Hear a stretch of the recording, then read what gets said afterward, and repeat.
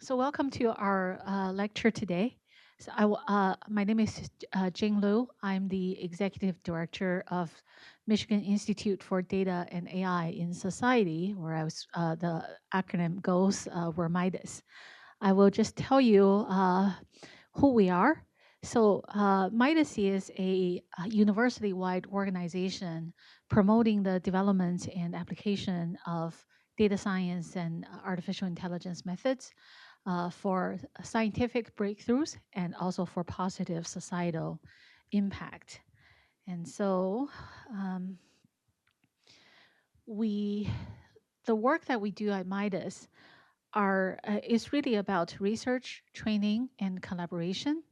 And so at this day and age, when AI as one of the most prominent emerging technologies that are really transforming everything we do, we so um, sorry, there was some team communication. Okay, and so we're really focusing on a few things right now. One is to enable the adoption of AI in responsible and ethical ways in research, and another is to train faculty, students, and other researchers to uh, build up their skills to use these emerging technologies. Then we also build collaboration with departments here on campus, with other research organizations, universities, industry, and government, and to try to ensure that academic research is propelled by technologies like AI, and also the use of it will have positive societal impact. So I want to mention a couple other things before I actually introduce today's speaker. We are offering summer academies to train faculty and other scientists to use data science and AI. And this summer, we're offering 5 weeks of training. There's still time to sign up if anyone is interested. This Data and AI in Society lecture series really started only a few months ago, and this is a new thing. We haven't had any events in the past that really focus on the general public. So this is our new attempt because, as you guys can imagine, this is really a pivotal time, not only for researchers, but also for the society as a whole, to understand how technology such as AI is really shaping our society and shaping our personal lives, and also so that citizens can have a voice in how to shape AI to shape our society. So we think at this point, having something more geared toward the general public and also to connect researchers with the public is all the more important. So I want to just mention that the next lecture in this series is May 29th by Jason Owen Smith on industries of ideas, work in an AI economy. But now let me turn to today's speaker, Professor Sarita Schoenebeck. For this, hold on, let me actually say a few words about Sarita. She is a professor from the University of Michigan School of Information, and she is a leading researcher on the topic of equity and justice online. So she directs the Living Online Lab, where her work explores how we design and govern digital technologies to reduce harm and promote dignity. Specific areas of her research include studying and countering online harassment, deepfakes, and sexual violence, consent and privacy in automated systems, and technology policy. So you can see AI, as you know, poses there's a lot of potential, but poses a lot of risks as well. So her research is really incredibly timely. So her research has been covered in almost all major news outlets, such as the New York Times, Washington Post, and NPR. She has also held appointments at Yale Law School, served as a fellow at the Center for Democracy and Technology, and worked to shape technology policy through collaborations with justice organizations. So now let's welcome Professor Sarita Schoenebeck.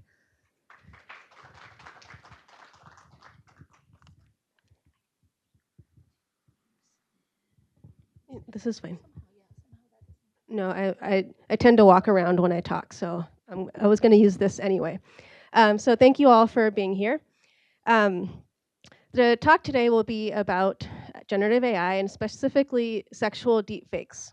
And so we're going to talk about what they are and what they tell us about power, technology, and systems and how they might be failing us and how we can do better with them. All right, so what I'd like you to do is think about when you were a child, or if you have children at home or did have children at home when you were raising your own children, and think about how did we learn about privacy in the body? Okay, so we're taught to say close the bathroom door, or we put on clothes that sort of cover our private parts. We wear clothes to school, and as kids, even if they can't articulate it yet, they understand that there are rules and boundaries around privacy and their bodies and intimacy. And these rules are reinforced by the systems and institutions we're involved with. So that's families, school, workplaces, playgrounds, public areas, right? These all shape how we think about our bodies and our privacy. So the question here is, what does this mean when our bodies are now rendered digitally online, right? So have your face, your voice, your movements created, altered, constructed, and taken control of without your consent, sometimes without even your knowledge. Okay? And that's what sexual deepfakes can do. So what does it mean to be human when our bodies and ourselves and our identities can be constructed? And sometimes we can't do anything about it. So the rules that we might have understood as children, or we might be trying to teach people in society about consent, about dignity, about privacy, about who has access to and controls our bodies, those are being kind of undone, destroyed, when we think about this problem of sexual deepfakes. So that's what we're going to talk about today, just the power to create them, how it shapes our identity, and what we can do about our bodies and ourselves when they're represented online. Okay, so in 1999, Larry Lessig, who is a Harvard Law professor, wrote this book about how to govern the internet, which had been growing and became this thing. And we said, how do we govern it? A question we still have today. And he said there's 4 forces that you might use to govern the internet. One is laws. That's pretty self-explanatory, rules and regulations. One is markets. What can be bought and sold, monetized. Right? Norms. That's what does society expect of ourselves, of each other? How do we behave in our social worlds? And then architecture. And this means the code that builds the internet and our software systems. So design and what shapes what we can do on the internet. And these 4 forces, they don't act alone. Of course, they interact with each other, and they enable great things that we can do online. But they also create these gaps where harms can flourish, like with sexual deepfakes. And in the case of this sexual deepfakes, all of these are failing us in some way. The technologies we build, the laws we have or don't have, the markets that prey on them, and the norms we have in society. And so this talk is going to sort of talk about how those are failing us and how we might do better. Okay, so here's the outline. I'll start with the basics. So what are sexual deepfakes? Why do they exist? Why do we have them? Why can't we get rid of them? What are the harms of them? What do the laws say about them? And then how do we report them? And that's where I'll talk about some of our own research we've been doing in my group. And then I'll talk about recommendations. Where do we go from here? What do we need to do in society? And this is for policymakers, technologists, parents, educators, platforms. They all might be thinking about this. Okay, so sexual deepfakes. These are AI-generated images or videos or voice that make it appear like someone is engaged in activity, nudity, sexual activity, intimate interactions that they did not actually do. Okay. And it could be, and you don't need a lot to create these. Maybe just a person's face or their voice, their LinkedIn profile. That's all you need, and you can create a sexual deepfake of a person doing something they never did. And these can be used to humiliate people, to control them, to shame them. And it's not pornography, it's different, right? This is sexual violence in the context of these AI deepfakes. All right, so it's someone else deciding what your body can do rather than you. Okay, so there's two issues that create this context of sexual deepfakes. One is non-consensual, intimate, or sexual content, and that's existed before deepfakes came into being. And then there's deepfake technologies themselves, and then there's the intersection of them. So we're going to talk through these in that order. All right, so let's start with non-consensual sexual content. All right, so this is sexual or intimate content of a person without their consent. In this case, it's digital, online, on the internet. This is not new, been around for decades, as long as the internet has existed, as long as photography has existed, right? It's not as though deepfakes have enabled this, but it has expanded the scale and scope of the problem. This is sometimes referred to as image-based sexual abuse. If you look that up, you'll see papers about that. It's also sometimes referred to as revenge pornography. In the next slide, I'll explain how that's a subset of it, but not only that. So here are some examples. So revenge pornography, this is distributing content of a person as revenge. The common case for this is two people who are in a relationship, an intimate relationship, romantic, and they share sexual content, intimate content with each other consensually. They choose to do that. And then they break up, a person gets angry and says, I'm going to reshare that on the internet with my friends, whatever, as a form of revenge because they're angry. It's not actually pornography, and so lately scholars have said, let's not call it pornography because that technically is consensual, but the term revenge pornography is still used colloquially. Sextortion, this is threats to leak content. So this, and this again, these all predate deepfakes. I'm giving the context for what consent can look like online or lack of consent. So this would be, say, with children or adults, people start sending sexual content to each other on the internet, and kids are often victims of this. So someone pretends to be a person of the opposite gender, if that's what they're attracted to, and they say, let's chat, send me a picture of yourself nude, and then it becomes sextortion and about money. And then they say, send me money, or I'm going to send it to your family, your friends, your school, your coworkers, whatever it is. And this happens. There's been some extreme severe cases recently in the news, in one case, and this happens with girls and boys, men and women. Happened to a young boy, and within a few hours he died by suicide because the thought of his nude images being shared was too much. Right. Upskirts. So this is very much not about deepfakes. This is taking photos of women up their dresses or skirts. It's a thing that exists. Spy cams, hidden cameras, showers and private places, right, where people don't know. Airbnb every so often is news stories about cameras that people don't want. Coercion's similar to sextortion, right, so manipulating people. And then slut pages, posting content online to shame people. Okay. So this isn't, of course, all of the kinds of non-consensual content, but it gives you a sense of the landscape of things people can do to violate consent of another person and their identity in intimate content online. So in this case, there's a consented boundary in here. Let's say people have shared content consensually, as in a romantic relationship, and then it's reshared non-consensually. It's dumped on the internet, it's sent to friends, texted, showed to friends physically, whatever it is. Okay, so this is the case. Revenge porn, again, would be a case of this, shared consensually, and then reshared non-consensually online. But we also have a case where consent can be violated in two ways. It's acquiring or creating the content in the first place, and then again sharing it on the internet. And so this could be, like I said, the spy cam. The content is acquired non-consensually, and then it's shared online. This is also the case for deepfakes, where content is created of a person, by definition, non-consensually, and then it's shared on the internet. Okay, so let's switch to deepfakes and understanding what those are. How many people know what deepfakes are? Or have some understanding? Okay. So AI generated content where a person's face, body, voice, movement is synthetically created, altered, etc. This isn't entirely new. Photoshop allowed people to alter people's bodies and expressions and things like that. But the technology is much more sophisticated now. It's much better. It's much harder to detect. And anyone can do it.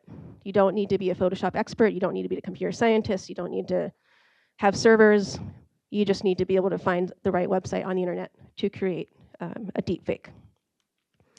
All right, so let's talk about how deepfakes are made. Imagine you're teaching someone about cats. And you want to teach them how to make pictures of cats.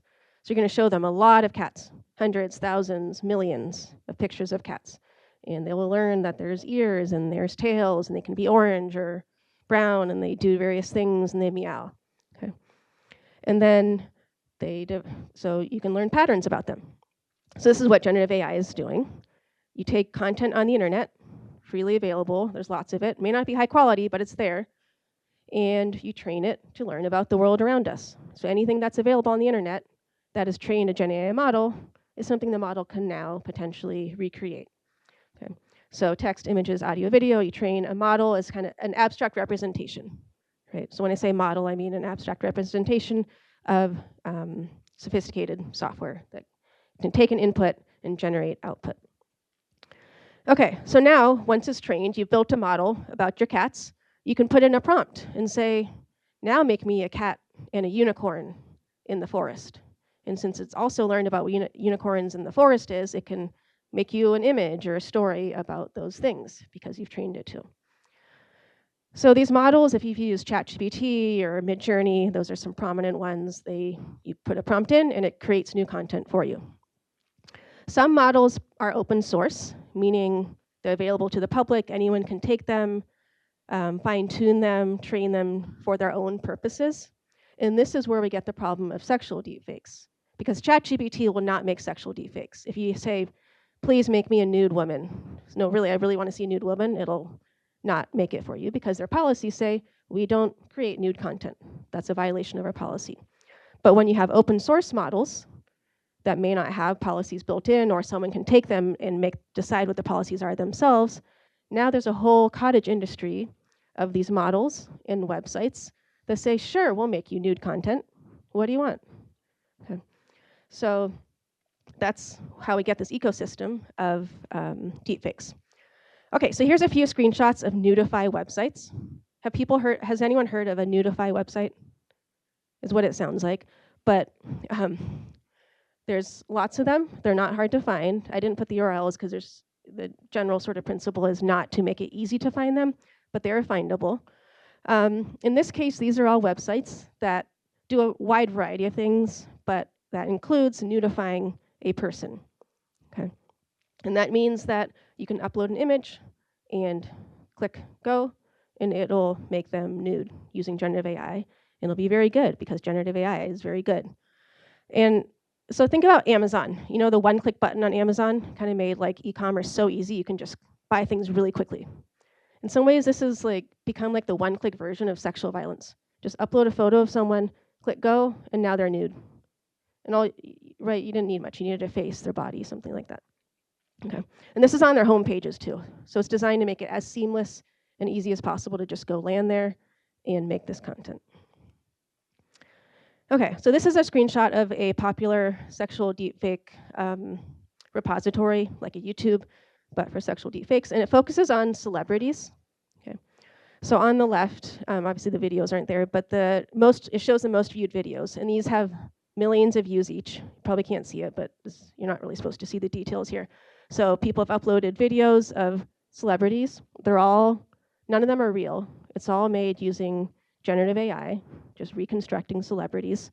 And the top one on the top left has about 10 million views, and so it's in the millions and then downwards. On the right is the page where you can look at the most viewed celebrities. Okay, so Emma Thompson is up there. We have Taylor Swift in the red, so famous. They're all women. They don't have to be women, but because this is how society works, they're all women. Okay, so We sometimes hear about deepfakes. Taylor Swift, you may have heard about deepfakes when they're in the context of celebrities. It becomes high-profile news. These stories make headlines sometimes. People become outraged. How can this happen? Yet they remain online. I took these screenshots yesterday. It's all there, right? And it's pervasive. And a problem is that it normalizes this, right? If this content exists and people are just making it and exists for celebrities, if they can't do anything about it, how does the everyday person have the power to do something about it? The teenage girl, the random woman in a relationship, anyone, right? So in some ways, the lesson here is this is what happens when you're visible and you're online, there's content about you, you can become a victim of sexual deepfakes. Okay, so I'm going to talk a little bit about the kinds of deepfakes that exist. Okay. So these are about the technologies, but also the social implications of these deepfakes. So this is swapping. You might have seen this if you hang out on the internet, this kind of thing where you can swap photos. And in this case, a person's face is digitally pasted onto someone's body. Here they're swapped explicitly, Obama and Biden. This can be done in pornographic situations where you might take a person's face and put it on a sexual body. And this has predated deepfakes, but deepfakes make it a lot more sophisticated and a lot harder to tell that it's not real. Okay, so that's swapping. And the realism is what is the problem here. Because the technology is so good, it looks realistic, and people can't tell this isn't real. Right? Okay, reenactment. So this is a little bit different than swapping, which replaces a face entirely. Let's see if that video is going. Okay, so reenactment here. You have a video that's, in this case, called the driver video on the left, and you have the faces that are the targets mimicking the expressions of the original driver face. So this could be people smiling, frowning, speaking, expressing emotions. And this is really effective because it captures those emotions really well. Eye movements, mouth movements and shape, emotions people might be exhibiting, and it looks very authentic, right? You can't tell that these ones on the right are not real.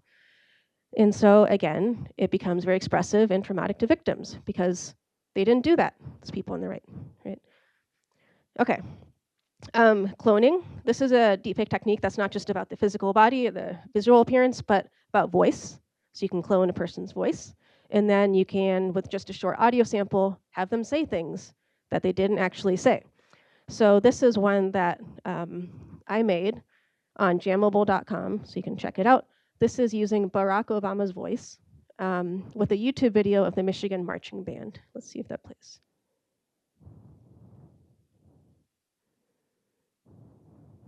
Oh, you know what? I think I have to do it here.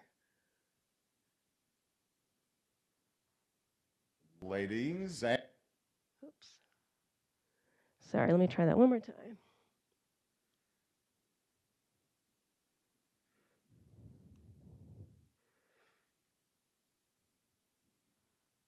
All right. Well, we might have to skip that one. You saw him. He was about to say, ladies and gentlemen, and that was Barack Obama. Okay. So let's go to, obviously, he didn't actually say that. Let's go to lip syncing. This is another common deepfake method, and this is similar to the other ones. You can take pre-recorded video or audio and have it synchronize with the mouth movements of a real person. All right, so let's see if this one plays.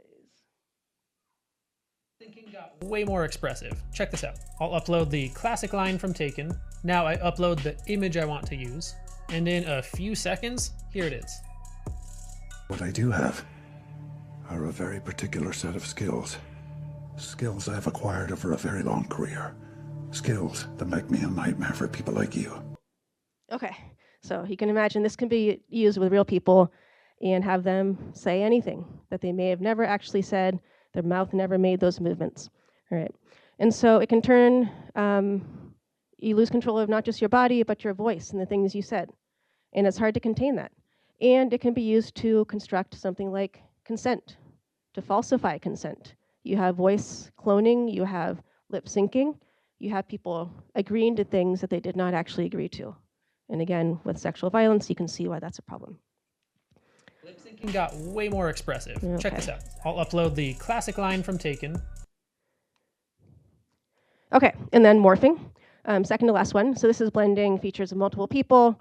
And here we have Shaq and Mona Lisa, and you can have something that's constructed in the middle. But now imagine it's a face that's like 60% you and 40% someone else. And now it's in some intimate context. It might be just enough for a harasser to say, you know what, that's not really her. Maybe it looks like her, but it's not really her. So now you know they took part of me, and I can see it there, but they have plausible deniability to say, that's not really them. Look, it looks like someone else. It's not exactly her, right? So we'll come back to that question of identity. What is it? How much does it have to look like someone to be actually them when it's digital? Okay, and the last one, that may be the most sophisticated here, is full body creating content. So this is actually an old image. It's from 2023 when a journalist went to Midjourney, one of the generative AI tools, and said, produce a man and woman from each state. Okay, so again, these are trained on data on the internet, so this is what data on the internet thought came and represented a man from each state. Anyone want to guess what these 6 states are? Top left? Florida, all right. How about the middle one, top middle? Montana, any other guesses? South, southwest? Arizona, yep. How about the top right?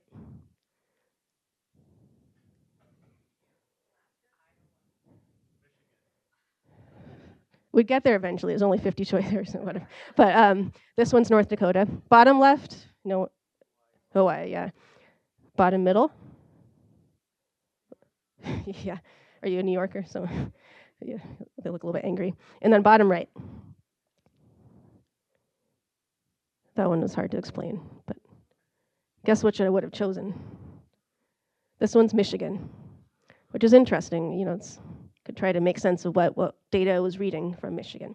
Okay, but this is full body generation. So this is creating and manipulating a person's entire form and putting them in fabricated sexual positions. In this case, you can make up fake people, but this can also be done to construct real people.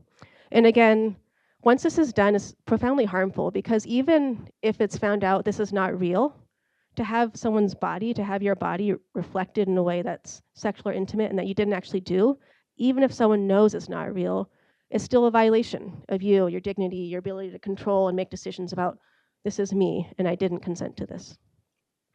Okay, so summary. These are all, some of the many ways to create deepfakes, including sexual deepfakes. What they share is this property that they take someone's identity, their face, their body, their voice, their likeness, and turn it into something they did not choose to do. Something sexual, something public, something designed to humiliate or degrade them, usually. Okay. And it's worth noting that deepfakes are, of course, not all bad. This talk, is focusing on this problem, but deepfakes have lots of productive uses. Entertainment, you can do fun, cool things. Education, they can be useful for. They can be useful for accessibility purposes. You recreate voices, things like that. They're great for satire, political satire, very much a protected speech, right? Business uses, marketing, things like that. But they can be harmful too. And so political disinformation is one big harm, and sexual deepfakes is the second huge harm. All right, so sexual deepfakes are the combination of lack of consent and AI-generated bodies munged together, and we have this world of sexual deepfakes. All right, so we'll ground this in some real stories. All right, Scarlett Johansson is one of the most deepfaked, sexually deepfaked people in the world. She's spoken out against it. She said it's very traumatizing. Even with her fame, her resources, her legal team, she can't stop it. It's there. Politicians as well. AOC has been one, but across the aisle, people are victims of sexual deepfakes, usually women. In this case, they're not designed just to humiliate someone, but also to call into question the credibility, right? Again, even if people know it's not real, and they may not know that, but let's say they know it's not real, you sort of see someone differently. What did they do to cause that to exist, to be there? Okay, so in my mind, when we talk about deepfakes, there's political deepfakes and disinformation, and there's sexual deepfakes. Those are tightly intertwined. The way they're used to shape our social worlds and our ability to be public and to participate in our democratic systems, they're very interrelated. And then finally, K-12 environments.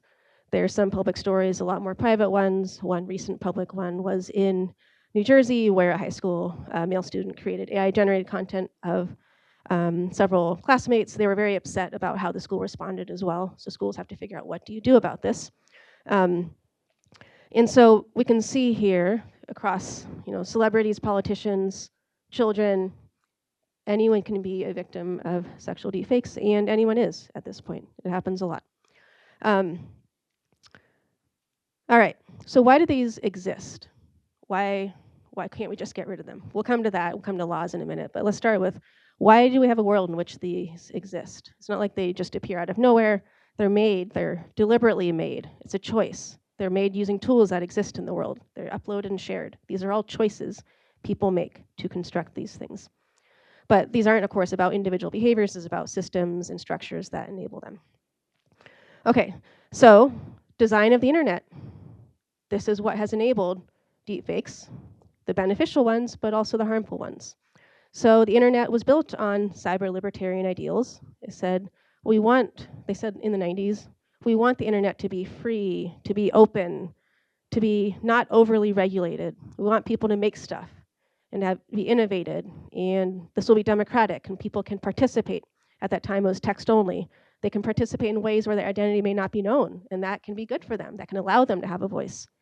These are all good things. The internet was open, decentralized. It allowed the internet as it exists now to flourish, to spread, to grow, right? That's good. Allowed people to be creative. Also, anonymity. It's sometimes criticized, but it's really, really important. Imagine you have a health question and you want to ask it online. You don't want everyone to know that that's you asking. Imagine you have political views in an authoritarian regime and you want to participate on the internet. You don't want to be known, right? So anonymity is really important. It's a value we should preserve on the internet. And then speech rights. So here in this country and in many countries around the world, we have speech rights. We want freedom of expression. We allow people wide latitude in this country to say things, to share things, to do things. And even if they're terrible, we say that's a protected speech right.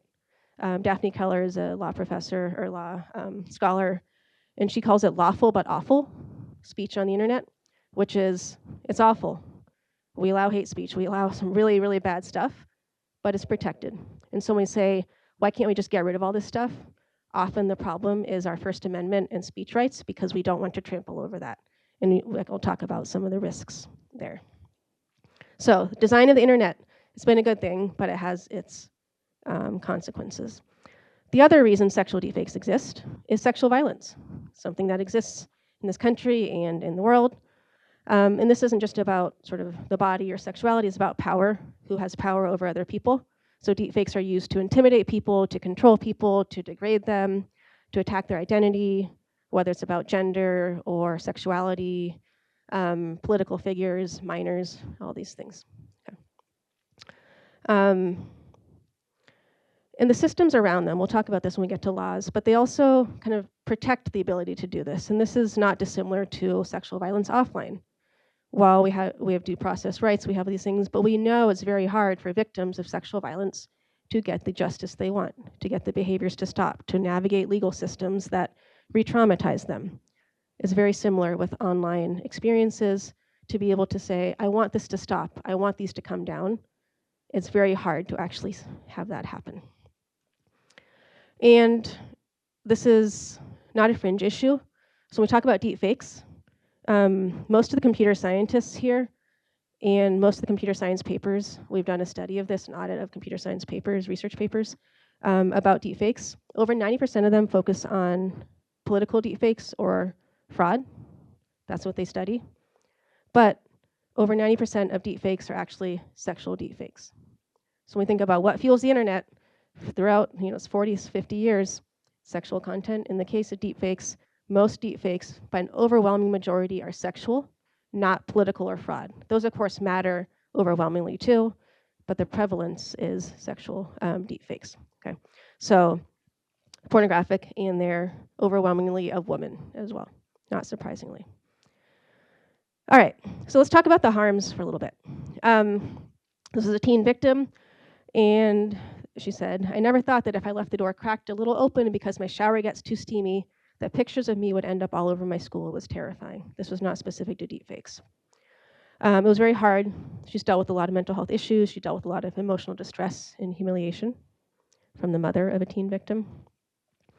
This was also not deepfakes. This was non-consensual content shared by an now ex-husband. And this was Susanna Gibson, who ran for the Virginia House. I couldn't eat, I couldn't drink, I couldn't physically lift myself off the floor. Almost every male member of the General Assembly and several male lobbyists shared my images amongst themselves. Katie Hill, former California Congresswoman, she tried to sue because of the existence of the non-consensual images of her that were shared online by the Daily Mail. And a judge just ordered me to pay the Daily Mail more than $100K for the privilege of them publishing nude photos of me obtained from an abuser. The justice system is broken for victims. And then Jennifer Lawrence, celebrity. It was unbelievably violating that you can't even put into words. It was happening minute by minute. It was almost like a ransom situation where they were releasing new ones every hour or so. And Scarlett Johansson, I've been unfortunately a very public victim of AI, but the truth is that the threat of AI affects each and every one of us. There is a 1,000-foot wave coming regarding AI, specific again to sexual deepfakes. So the harms, they map to a variety of well-established existing harms. So psychological, they cause anxiety, trauma, hypervigilance, knowing could be anywhere on the internet, could be still being shared, you don't know who's seen it, right? And you may not know, you don't know where it is on the internet. Social harms, and so relationships can fracture, romantic partners, friends, people know the content is fake, they may still look at you differently just because they've seen it. Financial harms, so people may lose jobs just because it's exhausting and stressful to be trying to manage this. You can pay services to try to take down content for you, but you need to have hundreds and thousands of dollars to do that, to pay for those services. Mental health support, of course, is expensive as well. And then reputational harm. So it can be linked to your name, certainly for celebrities. You can search for their name and you'll see AI or deepfake. Right? They don't want to be linked to that, but that's just how it is. And maybe the biggest harm is this erosion of trust on the internet, but in people and society in general, because now there's this representation of you. Whether it's something you shared consensually originally or it's a deepfake, that's now on the internet, you can't take it back. My PhD advisor used to say that when you say something online, it's like peeing in a pool, you can't take it out, right? But in this case, once it's up, you can't undo it. It's just there, it's sharing. It's so hard to delete content on the internet, especially if someone wants to make it hard. So what might we do about this, especially from a regulatory perspective? Well, we want the content taken down, first and foremost. Victims of sexual deepfakes just say, I want this to stop. That's the first thing they want. And that's often the case with the victims of sexual violence more generally. Before they even get to what should happen to the perpetrator, they just say, I want this to stop. And then we can talk about what happens next. What happens next might be, do we punish the person who was sharing this content? And then do we hold platforms accountable? They're the ones that are creating these contexts for this stuff to be shared, right? So what I'm going to do now is talk about, just do a brief overview of some of the laws around this kind of content. And I'm going to go through 11 different laws and bills. Some are state, some are federal.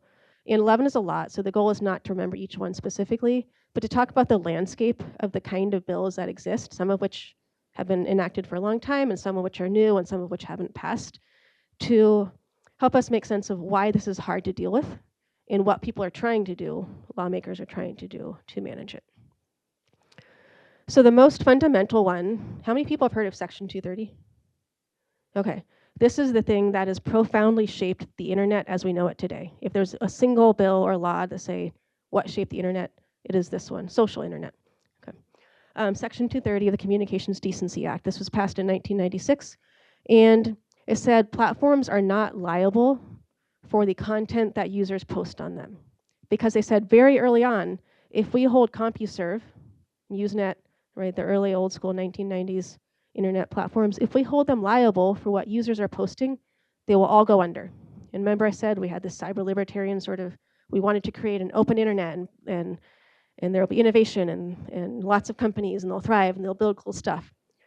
But if users are on there posting stuff that's bad and they're responsible for it, they can't exist. And so they said, we're going to treat them as intermediaries, not as publishers. So the New York Times is a publisher. If they publish something that is defamatory or harmful in some way, they are liable. They chose to publish it. What they're saying here is that platforms, social media sites, are not responsible for the things that users post. Okay? And so that's why we have this whole world of social content online, much of which is terrible garbage, because it's allowed. Platforms are not liable for it. Right? So the law was designed to protect free expression, allow platforms to exist, but it's also meant that all the horrible stuff is allowed to exist as well. Okay. DMCA, anyone know about copyright? Maybe a little bit? Yeah, okay, so copyright laws kind of says if you create something, you create music, art, a book, you own the copyright to it, other people can't just take it. Okay. This became an accidental, really critical tool, one of the only tools for people who are victims of non-consensual content. The DMCA is quite powerful. So on YouTube, sometimes you'll see this video has been taken down because it was a copyright violation, right? Harry Potter and Disney have massive intellectual property teams because they don't want anyone taking their copyright. They don't want people copying Disney and Harry Potter and trying to make money off of it. What happened here is that predating deepfakes, if you shared a photo, say a nude photo of yourself with someone, and maybe you took the photo, you own the copyright. If I take a photo of all of you right now, I own the copyright, not you. And it's a little weird because you might be like, well, I'm in the photo, shouldn't I have some say over it? I own the copyright, not you, because I took the photo. It's my creative expression. Now, sexual content, same thing. If I took the photo, I own the copyright. And so that is one of the ones where social media sites and platforms are somewhat responsive to requests to take it down. Okay, and I'll talk about that in a little bit. But the DMCA became really important because people who are victims of some kinds of non-consensual sharing can say, I took this photo, I don't want it there, it's a violation of my copyright, and sites sometimes will take it down. It's a workaround, and it doesn't work for a whole lot of content if they didn't take the photo. Deepfakes Accountability Act. So this prohibits production and distribution of harmful, they call it advanced technological false impersonation records. It was proposed 2 years ago and is not passed, mostly because it stalled around disagreement around like speech rights and platform responsibility, like how do we actually do this? Similar for the Defiance Act that was proposed last year. It focused on deepfake sexual content. It stands for Disrupt Explicit Forged Images and Non-Consensual Exploitation. You know, they need their nice acronyms, Defiance. But it targets sexual deepfakes. There's a lot of enthusiasm to address this, but again, because of gridlock around how do we do this, speech enforcement, liability, it's again stopped. The SHIELD Act, yeah, another one. Whoops, that one is not signed a lot. Ignore the orange part there. This prohibits the distribution of private, intimate content. This one was introduced by Senator Klobuchar, and it also has not yet passed, but it has a lot of enthusiasm from advocacy groups and things like that. And then so does the Preventing Deepfakes Act. So this one was introduced last year. Most recent version was last year. It also has not passed. So these are just 4, but there's many, many, many bills around AI, around deepfakes, around sexual deepfakes, saying we want to do something about this, but then the question is, how do we do something about this? And then they get stalled, right? There's fairly strong bipartisan support to address this problem. COSA is a Kids Online Safety Act, and I just mentioned this here because it's about keeping kids safe online, which often relates to limiting exposure to sexual content, right? This one has a lot of enthusiasm as well, but there's concerns about it being overly broad. Again, when we limit exposure to sexual content, we risk censoring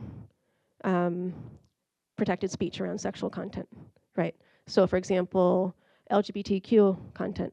If you say we're going to limit exposure to sexual content, does that include something like sexuality, sexual preferences, things like that? So this has been sort of stuck because there's these challenges around what gets limited and what doesn't.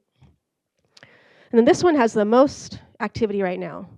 It's being heavily discussed in the House at the moment. It was passed in the Senate in December.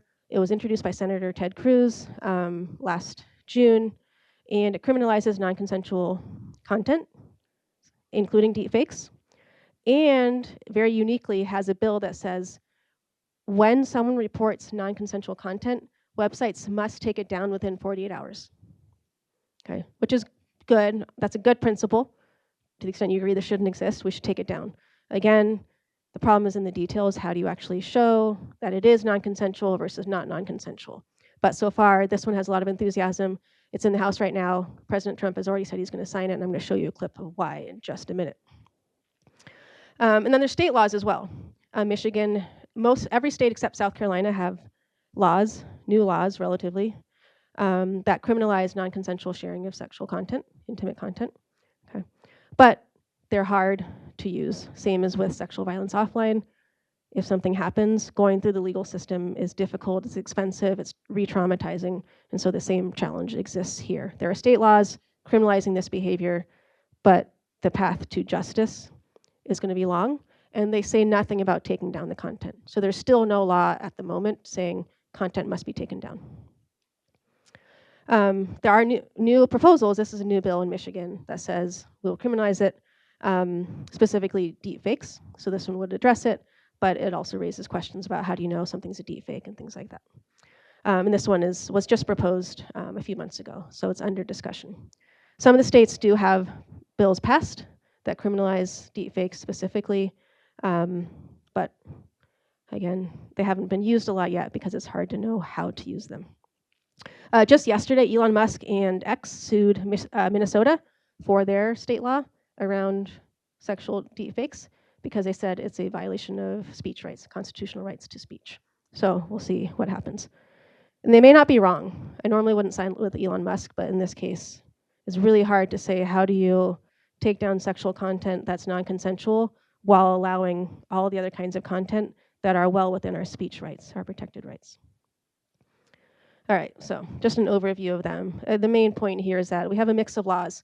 Some of them are longstanding, some are new, some have passed, some haven't, but there's a patchwork system, and victims do not have a lot of easy, obvious recourse when content is shared about them. Okay.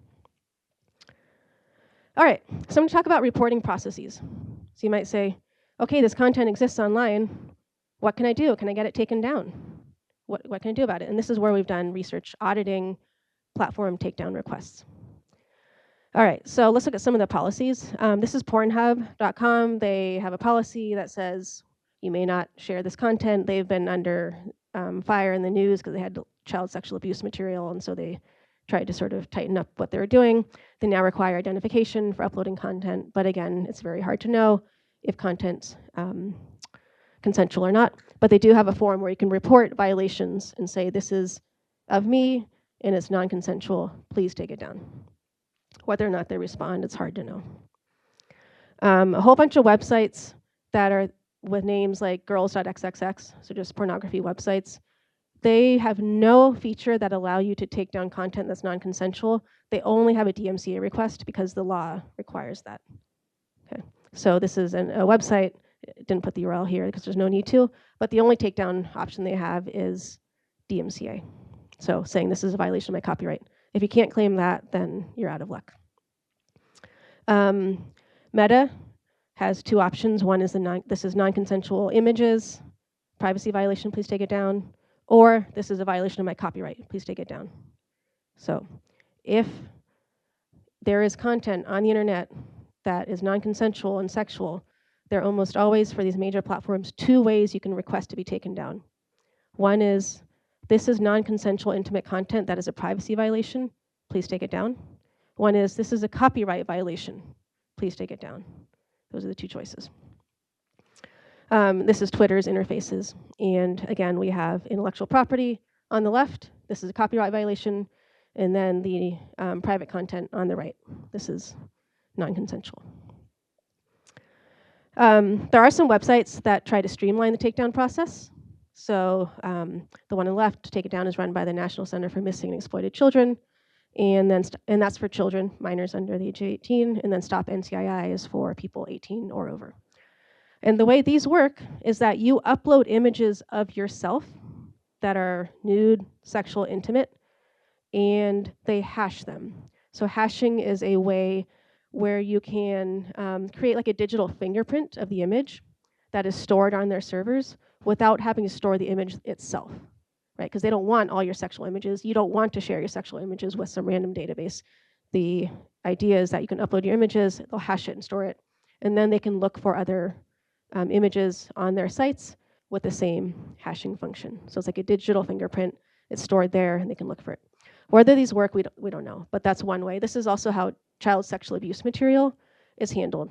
All the companies, Microsoft, Google, they all have a shared database of hashed child sexual abuse material. So that is one system that mostly works, or at least works better than not having it.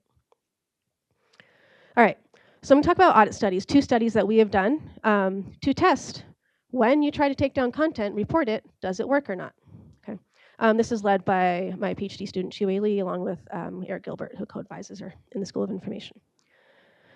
Okay, so what we did is audit Twitter's takedown process. Okay, we wanted to know when you report content as non-consensual, do they take it down or not?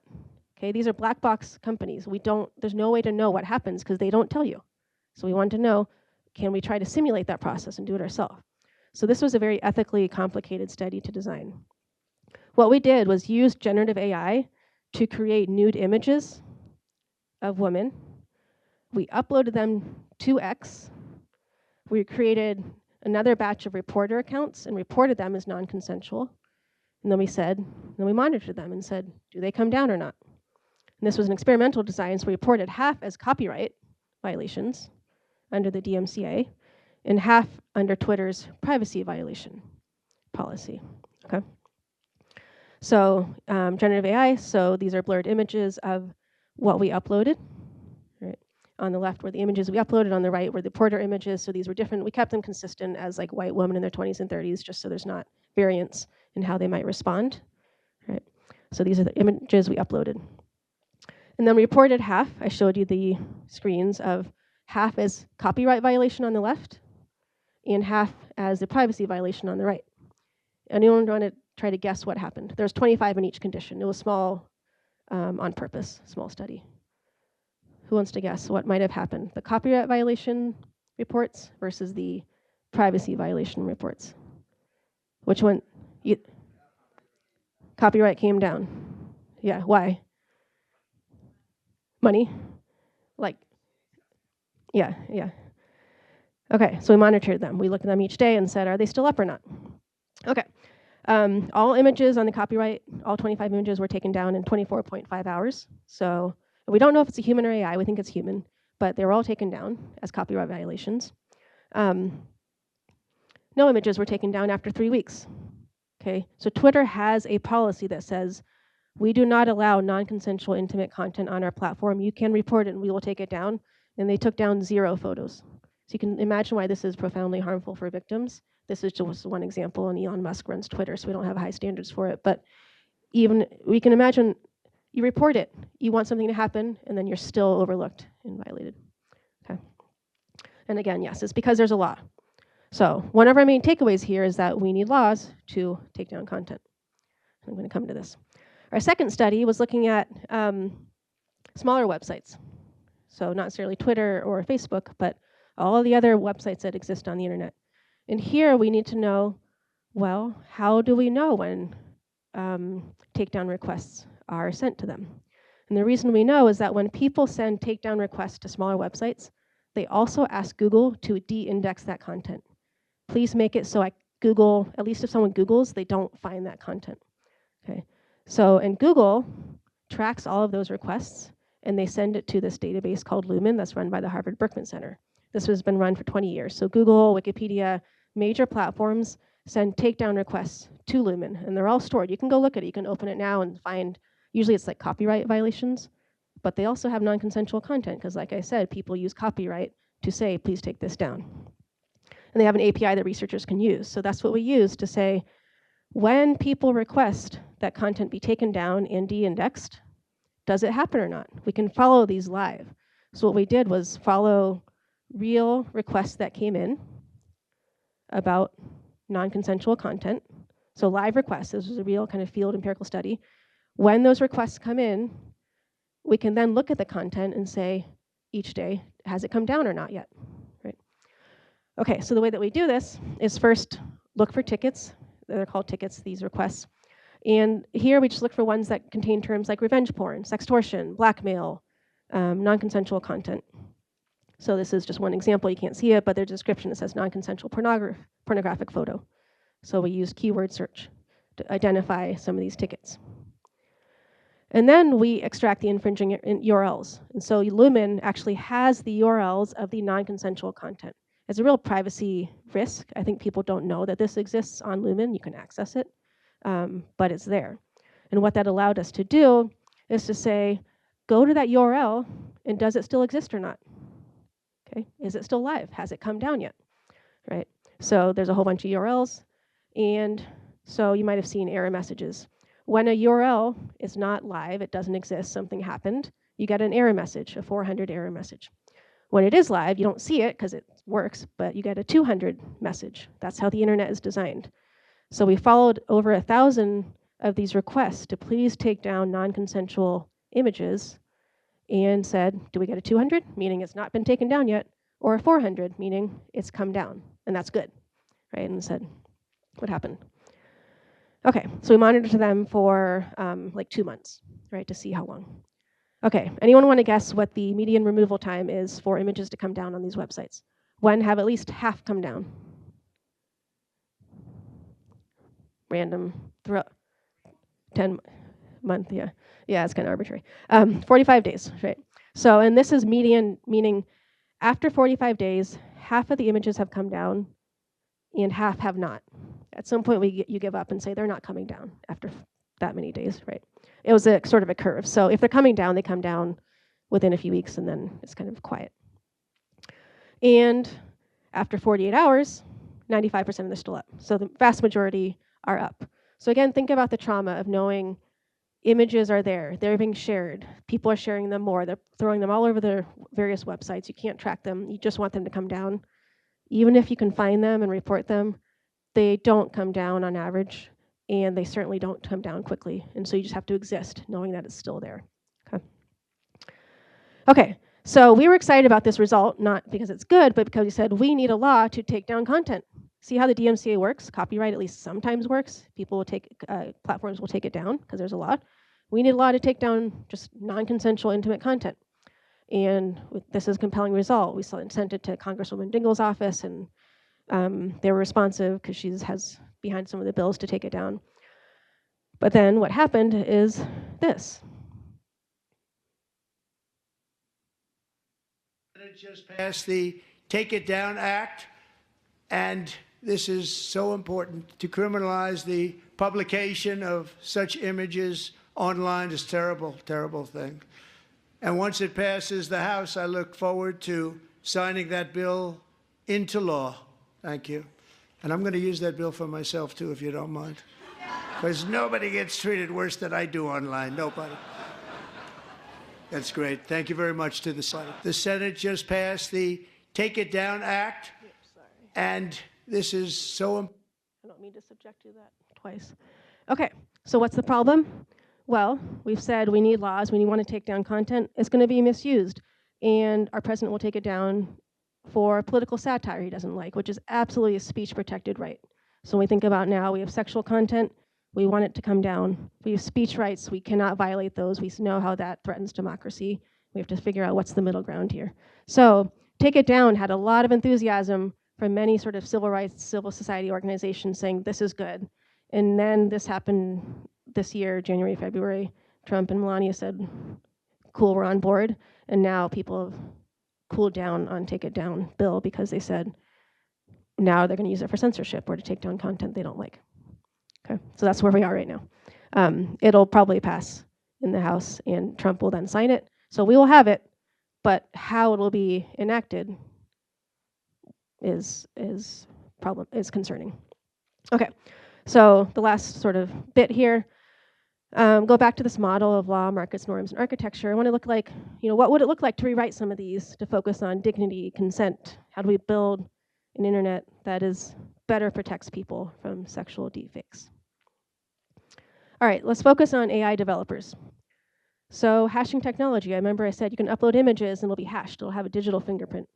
Some of the problems are you can now use generative AI to reverse hashing. So a technology that was like really robust is now being threatened because of generative AI, which is very ironic. Okay.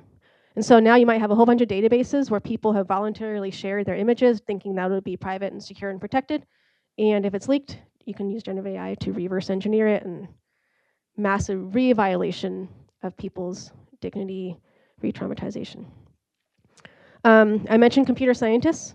So my PhD student is working on this little op-ed where she says, I looked at what computer scientists write papers about deepfakes, and it's political content and fraud. 90-something% of CS papers on deepfakes are political or fraud. The vast majority of actual deepfakes on the internet are sexual. So we need to study them. We need to make sense of them. People don't want to. People don't like to. Engineers, computer scientists, that's not the thing that they really would prefer to focus on. Majority men, right? But that's what we have to do. And then one other thing I haven't talked about in this talk, but we can talk about it, is generative AI. It's trained on data on the internet, right? Well, when you create nude models, sexual models, how do you do that? Well, it had to have been trained on sexual data. And it turns out a whole lot of sexual content on the internet itself was not consensual, right? So now you're using non-consensual data to train models to create more non-consensual images of people, right? So it's not okay. We don't know what to do about it. And even when we use generative AI to create those nude images for our research study, we knew we're perpetuating that because we're using these models that were trained on non-consensual content. We accepted that as part of the study design, but it's not good. And then likeness. All of these laws say if there's an image uploaded that represents you, that is your identity, what does that mean? What if it's 75% like you? What if 9 out of 10 people say that looks like you? Or 6 out of 10? Is that you? Do you use the law now? So easily manipulated by bad actors. Take it down. So I still want to see take it down exist. We want to be able to take down content, have the robustness like copyright law, but there need to be really clear protections around speech rights, satire, political satire, things like that, and that minimize its misuse. This whole ecosystem is just driven by money, right? All these people creating these Nudify apps, they just want money, right? A lot of them are international. There are various motivations for existing, but it's driven by the desire to monetize what people do, right? So I think we need to stop monetizing people's bodies. We need to stop advertising. We need to stop collecting data to advertise, all this stuff. I would be okay with laws that just say this is not okay. And then we also need to decide better interactions, right? So it's so easy to make this stuff, and it's so hard to take it down. That's not right. We should be able to design interactions that make it harder to make this and easier to take it down, right? So we think about how we design our online interactions. And then platforms need to be accountable in some way. Of course, that's easier said than done. And then education. This is my last slide. This is profoundly traumatic for victims. It's repeated. It can be happening real time, and you can't do anything about it. And when you request to take it down, nothing happens, and you request again. You have to request on this other site. You have to do it tomorrow, and a week from now, and a month from now. It's profoundly traumatizing. You can see why people suffer. And so we need to have these approaches to handle this. Technical approaches, reporting approaches, laws that say people are traumatized. They need easier systems. They need systems that are sensitive to what they've experienced to be able to respond to this. Both the platforms, but also how we all think about it and how we interact about it. And then talking about people, with people about this problem. So everyone has a right to privacy online and offline, to dignity, to not have our bodies and selves represented in ways that we didn't consent to, and certainly not in ways that are deep-faked and constructed that were not things we ever did. Right. So this is something that we need to sort of educate people about, children, adults, peers, that we do not make these, and if we see them, we do not distribute them, right? And if it does happen to someone, we try to figure out how to help them. What can we do? But we don't want them to do the things to cause self-harm and all these other things. So being able to talk about it to me seems really important so that we have tools to say, this shouldn't happen, but we can help you when it does, or we can try. And with that, I'll switch to acknowledgements. The lead co-author, Chiweili, is a PhD student. My NSF grant was in Ted Cruz's Woke DEI database. Very ironic because he was the one who created the who introduced the takedown bill for this exact topic. The grant still exists. It's not been cut yet. But so far, I'm thanking the grant for existing. It hasn't been taken down yet, or it hasn't been removed yet. And then there's some publications. You can find them on the internet, or you can email me, and I'd be happy to share them around some of the work I shared. Okay, so I'd be happy to talk now and whatever you are interested in. Thanks so much.